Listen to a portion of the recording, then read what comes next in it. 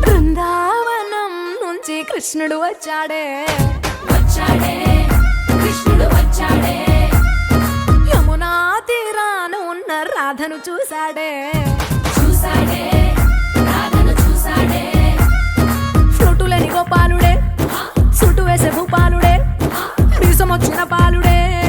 మాట వెంట పడిపోవుడే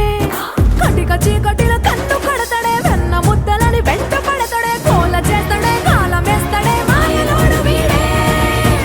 హై బృందావనం నుంచి కృష్ణుడు వచ్చాడే